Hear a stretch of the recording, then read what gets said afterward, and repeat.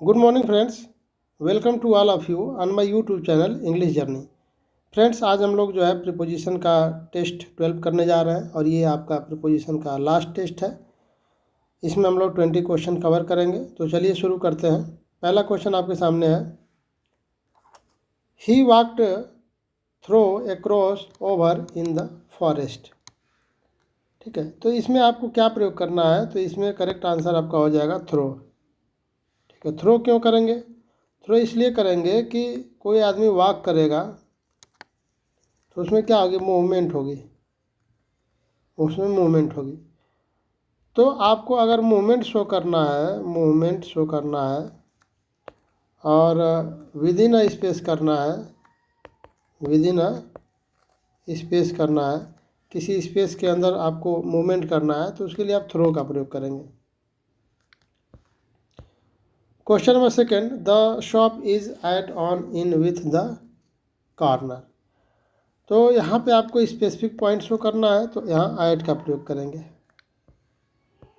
Question number 3, she is excited about for with at the trip. तो आपकी जो phrase बनती है वो आपकी बनती है एक्साइटेड अबाउट, एक्साइटेड अबाउट। इसका मतलब क्या होता है? ईगर टू होता है, eager to. Question number 4, the painting is at in on with the museum.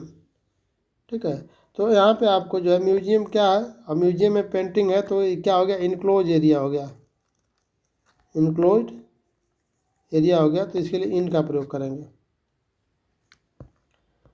Question number 5, he is addicted with to on at coffee. तो आपकी जो फ्रेज बनती है क्या होती है? Addicted to. इसका मतलब क्या होता है? मतलब डिपेंडेंसी होता है। ठीक है, तो इसके लिए आप क्या प्रयोग करें? एडिक्टेड टू, टू करेक्ट आपका है। क्वेश्चन नंबर 6,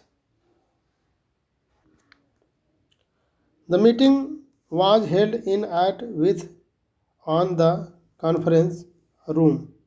तो यहाँ पे आपका, यहाँ भी इनक्लोज एरिया है, तो यहाँ भी आपको इन प्रयोग करना है। Question number 7, she is proud of with at on her achievement. तो प्राउड के साथ भी आप, प्राउड के साथ भी आप ऑफ का प्रयोग करेंगे। ठीक है।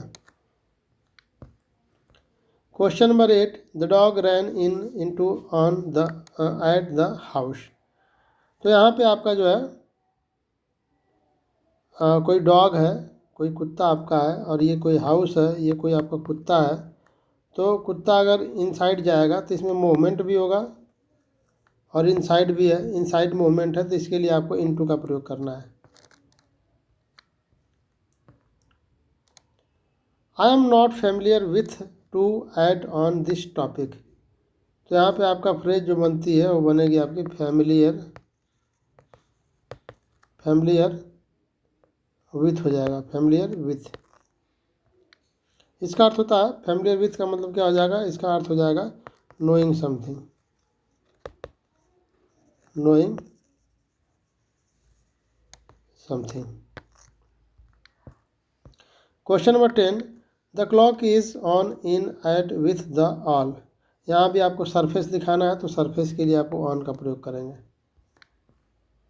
Question number 11, the demand of to for equality fraternity and liberty. तो यहाँ पे देखिए, जो डिमांड होता है ना, जो डिमांड वर्ड होता है, यह आपका जो है वर्ब भी हो सकता है। अगर ये ट्रांजिटिव वर्ब हुआ, ट्रांजिटिव वर्ब हुआ तो इसके साथ नो प्रीपोजिशन। ठीक है, और यदि आपका नाउन हुआ तो ये प्रीपोजिशन लगेगा, तो प्रीपोजिशन, दो प्रीपोजिशन आएगा, एक तो फॉर आएगा जो कि, और एक आएगा आपका ऑफ। तो आपका जो फॉर आता है, फॉर आता है आपका रीजन के लिए, रीजन शो करना है, और ऑफ आएगा आपका जब दिखाना है कि किसका डिमांड है, हुज डिमांड। ठीक है, हुज डिमांड, तो इसके लिए ऑफ का प्रयोग करेंगे। तो यहाँ पे देखिए, आपका जो डिमांड है यहाँ पे आपका जो है, तो यहाँ पे आपकी क्या प्रयोग करेंगे? तो यहाँ पे तो पहला ये है कि डिमांड, यहाँ पे आपका देखना ये है कि नाउन है कि वर्ब है। ठीक है। तो यहाँ डिमांड आपकी वर्ब है, ठीक है। और डिमांड ऑफ मतलब डिमांड ऑफ किस चीज़ का डिमांड हो रहा है, तो इक्वालिटी, फ्रेटर्निटी और लिबर्टी। तो अगर आप इसको ट्रांजिटिव मान रहे हैं तो यहाँ पे किसी भी प्रीपोजिशन की ज़रूरत नहीं पड़ेगी। अब यहाँ देखिए, they accepted the demand for the investor. तो यहाँ पे देखिए, यहाँ पे अब जो डिमांड है ना, डिमांड यहाँ पे अब आपका नाउन हो गया है। यहाँ पे क्या है, नाउन है, ठीक है। यहाँ पे पहले वर्ब था, यहाँ पे नाउन है। तो जब नाउन है तो दो चीज़ देखना है कि उसके बाद ये रीजन है, एक मिनट, तो ये देखना है कि इसके बाद रीजन है कि जिस व्यक्ति का डिमांड है उसको हमें बताना है। तो demand of the investors, investors कौन है, जिन्होंने डिमांड किया होगा, ठीक है। तो जिन्होंने डिमांड किया होगा तो उसके लिए क्या प्रयोग करेंगे, ऑफ का प्रयोग करेंगे। यहाँ पे ऑफ सही हो जाएगा। और अगला क्वेश्चन इसी पे है, देखिए, दे एक्सेप्टेड द डिमांड। यहाँ पे डिमांड क्या है, नाउन है। अब यहाँ पे न्यू मशीनरी, मशीनरी खुद डिमांड करेगी नहीं, ये रीजन है कि उसके लिए डिमांड किया गया है, तो इसके लिए आप क्या प्रयोग करेंगे, फॉर का प्रयोग करेंगे।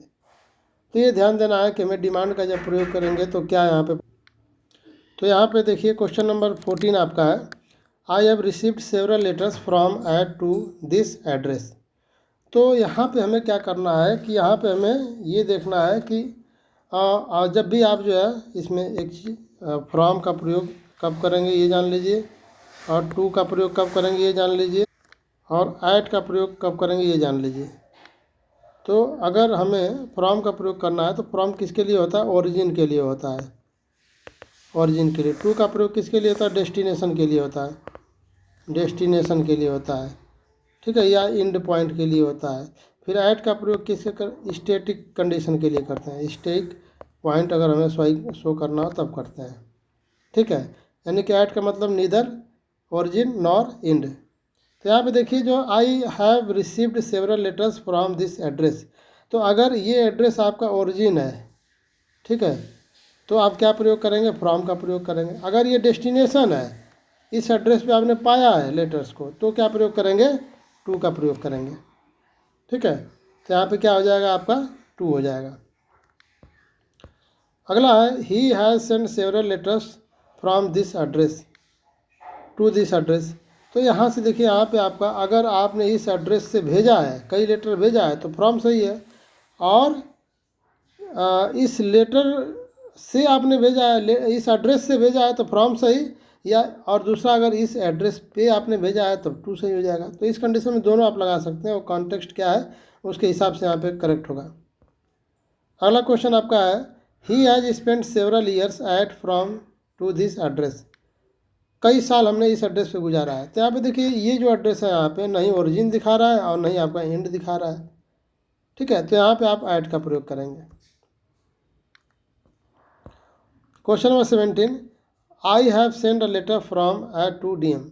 अब डीएम क्या है, डीएम आपके एंड पॉइंट है और डेस्टिनेशन पॉइंट है कि हमने लेटर किसको भेजा है, डीएम को। तो क्या हो जाएगा, टू हो जाएगा। Question number 18, there is huge beautiful scenery above with through over the window. तो यहाँ पे आपका जो है ओवर का प्रयोग कर लीजिए, ठीक है, क्योंकि अगर आपका ये विंडो होगा तो इसी के विंडो पे ही आपकी सीनरी है, ठीक है। तो आपका ओवर का प्रयोग हो जाएगा, जो कि ये कवर कर रहा है विंडो को। क्वेश्चन नंबर, एक मिनट, ये आपका क्वेश्चन इसमें 18 क्वेश्चन ही है, ठीक है। मुझे लगा कि 20 क्वेश्चन है, इसमें आपका 18 क्वेश्चन ही हो पाया है। तो अब इसी पे हम लोग ये फिनिश करेंगे कि जो प्रीपोजिशन का जो टेस्ट सीरीज जो हम लोग कर रहे थे वह 12 पे और 18 क्वेश्चन के साथ ही ये फिनिश होता है। और अगले टेस्ट में हम लोग जो है परहैप्स वर्ब का जो है टॉपिक उठाएंगे और उस पर देखते हैं कितना हम लोग का क्वेश्चन बन पाता है। और मुझे उम्मीद है कि कम से कम 100 क्वेश्चन हम लोग उस पर भी करेंगे। तो बहुत बहुत धन्यवाद आप लोग को देखने के लिए, और मिलते हैं नेक्स्ट वीडियो में। Thanks to all of you for watching my videos.